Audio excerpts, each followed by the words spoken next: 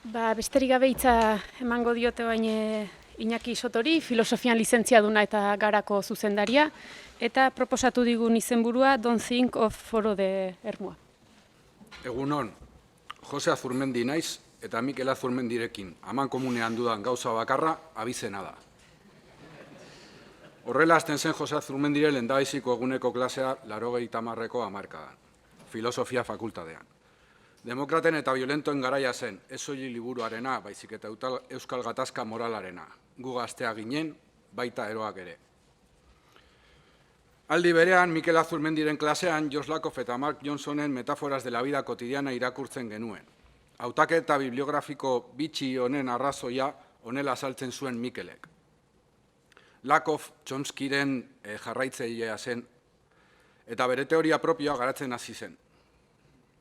Mikelen iritziz, Lakoff damutua zen, terminoa berea da, eta zentzu honetan iritziz aldatzearen bertuten erakuslea, besteak beste. Nire liburua izugarri gustatu zitzaidan, teoria orokor gisa zalantzak eragin arren. Askoz geroago, Lakoffen Don't Think of an Elephant irakurtzen ari nintzenean, garai haietako paradoja honetaz konturatu nintzen. Jose Azurmendik Lakoffek defendatzen duen marko horietako bat eman zigun gutxienez.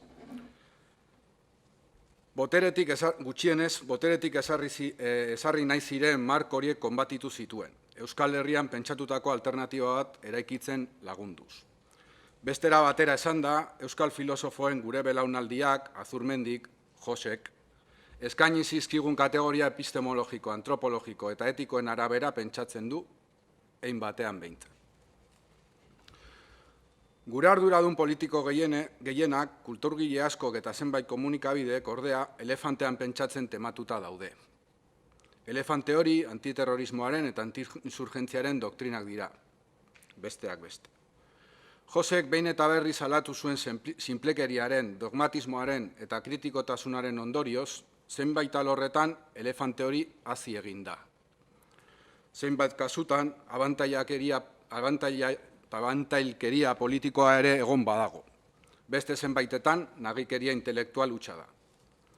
Jose Azurmendiren omenezko kongresu batean, biak ala biak salatu behar dira. Alternatibak eskaintzea ere derrigorrezkoa da, badakizue Joseri zenbat gustatzen zitzaion Leninen zer egin galdera. Abisu bat eman nahi dizuet aurretik. Urjauzi, Urmael, Erreken kontu honi helduz, ni aspaldi utzi nion filosofiaren ozeano sakon hauetan igeri egiteari.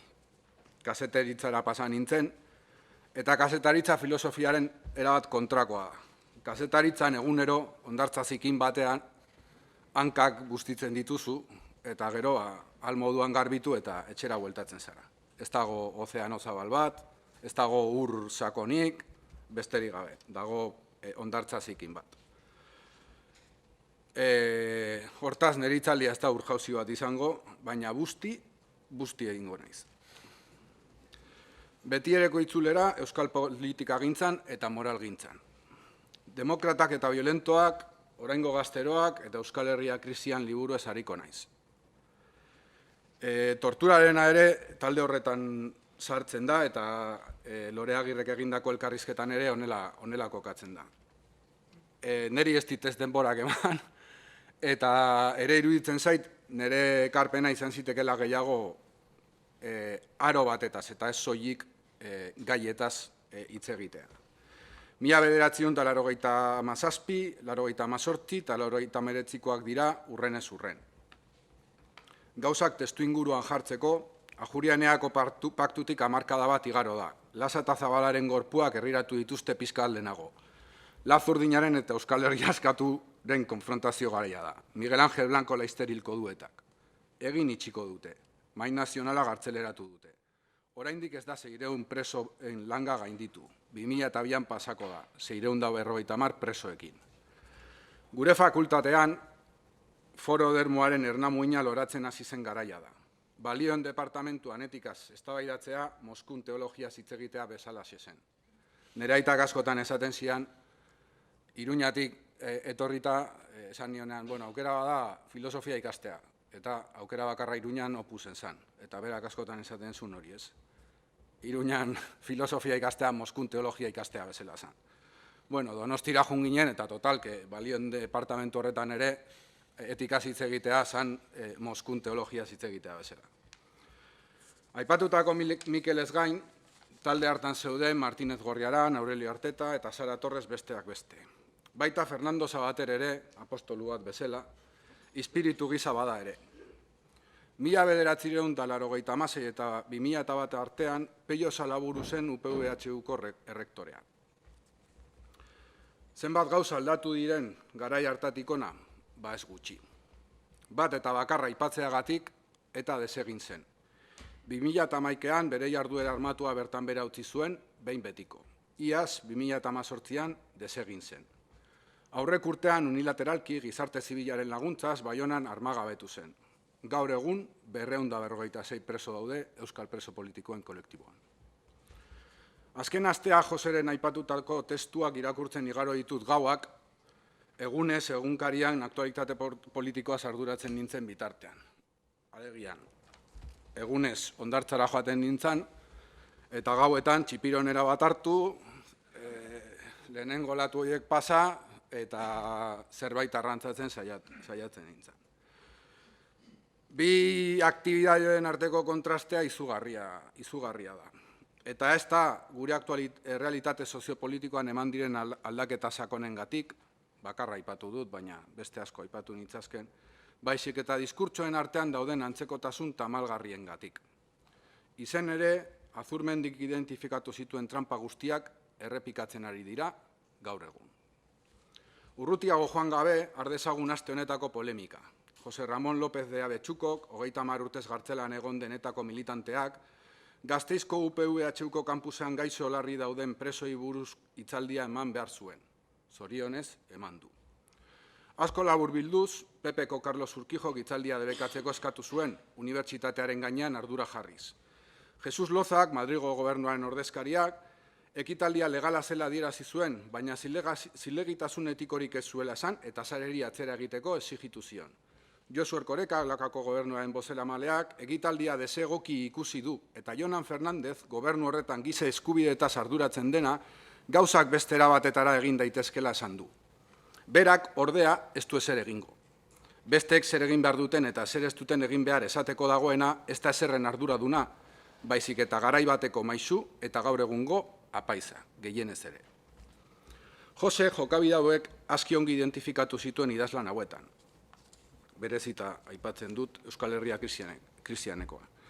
Ambiguotasun horretan mugitzen gara egunero. Positiboa da giza eskubideak publikoki eta legalki onartuak egotea, kontzientzi gradu baten aitortza eta espresioa baita, eta pedagogikoa kontzientzia horren indartzeko eta bultzatzeko, herri baten lehenengo pedagogoa bere erakunde publikoak dira.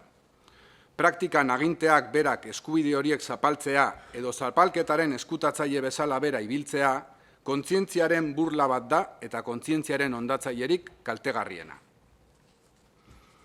Orain ordea pauso bat aurrerago doaz, edo atzerago, perspektiba kontua da, erlatiboa da. Aspaldi eta zegoenean, violentziaren eta violentoen garaian, giza eskubidez hitz egin behar zen halabeharrez. Baita legeaz ere, beraiek baitziren demokratak eta demokrazia beraientzat legearen sinonimoa da. Ezin zen askatasunez edo justiziaz hitz egin, horiek aitzakiak ziren, violentziaz ez hitz egiteko, giza eskubidez ez aritzeko. Orain ordea, etari gabe, uneotan dagoen violentzia bakarra estatuak presorien eta beren zenideen aurka egiten duen adenean, sentipenez hitz egin behar da. Hitz egin edo hobe isildu. Batzuen eskubidez eta besteen violentzia soilik hitz egin behar zen bezalaze, haien sentipenez soilik hitz egin daiteke orain. Eta nork eta noiz hitz egin dezakeen, Madril gordezkari batek esango du, dirudienez. Edo euskal moralista batek. Honetaz ari garela, aurten Peio Salaburuk erretiro hartu du. Unibertsitatetik, esan nahi da, moralgintza lanean serio jarraitzen duelako. Aipatu polemika honi buruz, errektoria ohiaren posizioa honako hau da. Alde batetik, adierazpen eta bilkura askatasuna daude, baita beren osasuna arriskuan duten presoen giza eskubideak ere. Denak giza eskubideak nik dakidala. Beste aldetik, etaren zenbait biktimen sentipenak daude. Gizatiarrak dira, bai, baina ez giza eskubideen mailakoak esango nukenik. Salaburuk ez du zalantzarik ordea, bere gogo eta bihotza bigarrenekin daude. 30 urtez gartzelan egon den pertsona hori, gaixotasuna ziega batean igaro duena, asesinoa da beretzat, eta beti izango da. Zik. Ondorioz, bere giza eskubideak murriztuta daude, antza. Kartzelako kondena oso-osorik bete arren. Salabururi kasu egiten badiogu, pertsona horrek sekula ezingo du nahi duenaz, nahi duen eran hitz egin. Ez behintzat baldin eta biktima batek ez badu nahi. Aipu bat. Abia puntutzat suposa daiteke, okerez banago isilpean maiz suposatzen den moduan, eztabaidaren markoa Ajuriaeneko mailarena dela, alegia, pro ala kontra, etaren indargintzaz bi posizio bakarrik kabitzen dela, Euskal Herria krisian.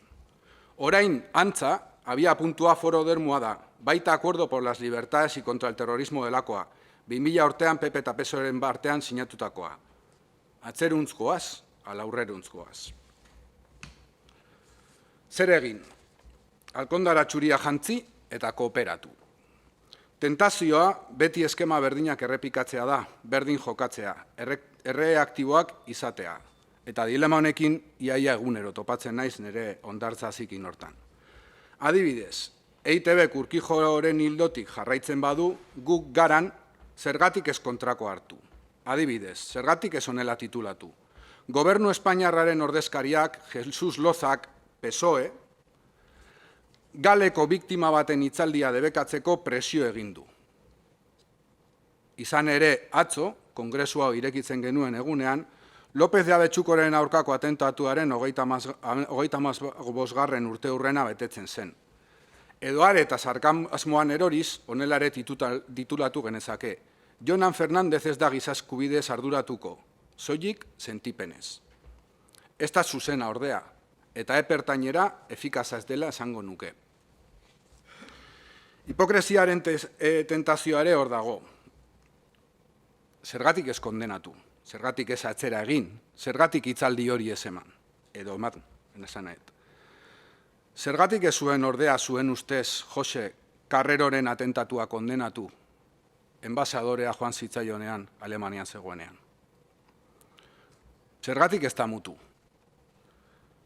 Nora eramandu da mua Mikel Azurmendi. Zergatik ez gezurra esan gauza bat sinisten degula benetan ez pentsatu arren. Baina egia esatea salda hobeto. Azken galdera bat, edo ez.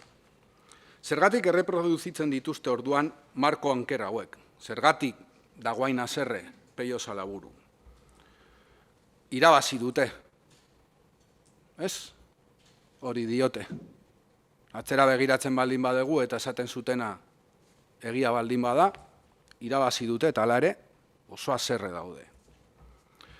Absolutuen joku maltzur honetan, irabasteko duten modu bakarra bestearen erabateko porrota delako. Eta hori ez da eman. Eta hori ez da emango. Bertsio poliziala sinistu zutelako daude haserre, nire ustez, edo agian bertsio polizialaren parte zirelako. Etak agian ez du estatua garaituko. Komillak berriro, Joseari da. Ez dakit ezer. Baina batzuek horixe bilatzen badute, posible ez dakit izango den. Gauza segurua da, eta polizialki garaitzea, ez dela demokraziak garaitzea izango. Adi, porrota absoluturik ez dagoen bezala, arrakasta erabatekorik ere ez da existitzen. Errealismo politikoan ez bagara trebatu, ez da errealitatearekin behin eta berriz topo, baita kolpatu eta erori arte ere egin ez dugulako.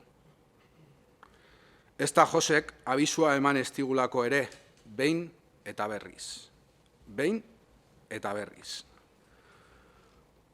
Hemen dago Joseri egiten diodan kritika bakarra edo behintzat uste dudan aztertu egin behar dela. Eta da, Isaia Berlinen bere irakurketan, Euskal Herria krisiaren hasieran uste dudala, pluralismoa hitz egiten du. Eta garai hartako giro hortan, pluralismoa zan hitz fetitxe horietako bat. Zan violentoki besteari botatzeko hitz horietako bat. Eta ondorioz, Isaia Berlinen pluralismoa bera erlatibismo bihurtu egiten du. Nire ustez asko zemangorragoa da gure garai hartako fetitxismoietatik aldendu eta Isaia Berlinen pluralismoa bere horretan mantentzea. Nere ustez Jose etikaz, moralaz eta balioen arteko talkaz eta oreka horietaz ari denean oso ondo erreproduzitzen duelako gure errealitate soziopolitiko eta testuinguru etikoan Isaia Berlinen pluralismoaren ideia hori, eta nire ustez hori emankorragoa da berak planteatzen duen erlatibismoa baino, berriro ere filosofian, ja horretara ni ez naiz dedikatzen baina, hitz fetitxeak ere badaudelako, eta erlatibismoa zuzen ere horietako bat da. Esan dut, tentazioa hipokresiarena dagola, porrot absolutorik ez badagoen bezala arrakasta erabatekorik ere ez dela existitzen, eta gauza konplexuak sinpletzeko joera gogor salatu du Azurmendik hemen, beste behin eta berriz. Zenbait gauza ordea sinple azaldu daitezke eta azaldu behar dira. Etikan ume batek, ez nikomanok, ez tamadorrek ere, edozein umek ulertzeko moduko simple azaldu behar dira. Besteak beste, umeari galdetzen zaionean, berak ere oso simple erantzuten dizulako. Peso eta galez badira berdin izango, badakizue logika ez dela niri espezialitatea, baina ulertzen da zer esan nahi dudan Jesus Lozak beste aldera begiratzen duen arren, baina ez da gal eta ere, ez dira gauza berdina. Pertsona bat hiltzea eta autobus bat erretzea ez dira gauza berdina. Joseren hitzetan, hiperkorren eta poste elektriko bat botatzearen artean razionalitate mailak bereiztea eta eztabaidatzea posible beharko luke izan. Erakunde armatu batek pertsona bat hiltzea eta erakunde publiko batek pertsona bat hiltzea gauza berdina ez diren bezala. Ume bat eta militar bat hiltzea ezin dira etikoki berdin ebaluatu. Violentzia eta violentziak daude. Violentzia martxan dagoenean ezin da existitu ez balitz bezala jokatu. Behin eta berriz esaten du, batez ere, oraingo gazteroaken eta Euskal Herria krisian, Jose, ez dala eztabaida etiko horren momentu fundazionala, violentzia gon badagola, violentzia konpondu egin behar dela, politikoki konpondu egin behar dela, eta ez termino moraletan, behin eta berriz esaten du. Eta amaitzeko, gaur egun, violentzia ez dagoenean eta dagoenean ezin da berdin jokatu. Peio, ezin da berdin jokatu. Marko okerrak haustearekin batera, alternatibak eraiki behar dira. Eta hemen beste punta batetara joango naiz, gero klasea ematea joan behar ez naizela aprobetxatuz. Adibidez, kooperatibismoa sozialismoa da, baieztatzen du Azurmendik Gizabere Kooperatiboaz liburuan 2016an. Kongresu honen beste atal batean eztabaidatuko dute honetaz, jakina, baina esaldia gogoratzeak grazia egin dit. Arantzazuren garrantzia argi geratu delako hitzaldi hauetan, Aitorrenean adibidez, baina ondoan dagoen arrasatekoa aipagarria egiten baitzait niri. Duela gutxi, argalari buruz Mertxaizpuruak idatzi duen biografia irakurri dut. Oroitzen bazarete, Lore Agirreren elkarrizketa horretan, Jose Alemanian sasira pasa zenekoa kontatzen da, frankismoaren indar polizialetatik edo dana aloketatik iesi izkutatzen denean, Karreroren aurkako atentatuarekin lotzen dutelako. Ezaguna denez, argala izan zen atentatu horren egileetako bat. Tira, harira. Liburu honetan, Jose Miguel Beñaran eta Txomin Iturberen arteko pasarte kurioso bat kontatzen da. Argalak Txomini sozialismoa zer den galdetzen dionekoa, hain zuzen ere. Arrasatearrak berarengan ohikoa omen zen umoreaz, zera erantzuten dio gutxi gora bera. Niretza sozialismoa igandean Alkondara txuria jantzi, familiarekin mezara joan, eta ondoren herriko plazan semalabekin pilotan jokatzea da. Beranduago, okerez banago peixotori, ideiari bueltaka argalak onelako zerbait esango dio. Txominena ez da jakina sozialismoa, eta berak ere badaki, baina berak herriarentzat zoriontasuna nahi du, eta hori ere ez dago gaizki. Jose 1941 jaio zen, Txomin 1942an, Argala 1949an, 8 urteko diferentzia dago. 8 urte, Txillardegi eta Krutbigen artean dagoen diferentzia berdina. Oraingo gazte eroez hitz egiten da Jose, baina bera ere oraingo gazte eroietako bat zen. Gaur egun dugun Euskal Herria ez da ez Argalaren sozialismoa, ez Arizmendiarretaren kooperatibismoa, Ez da txominen zoriontasun plenoa ere, inondik inora. Baina diot, gaur egun dugun Euskal Herria, Argalaren, Arizmendiarretaren eta txominen Euskal Herria horretatik gertuago dagoela pentsatzen dut. Bide batez, Jose Azurmendik pentsamenduarekin marraztu digun nazio aberats eta justu horren antza handiagoa duela uste dut. Hori ospatzeko ere, bagaude hemen.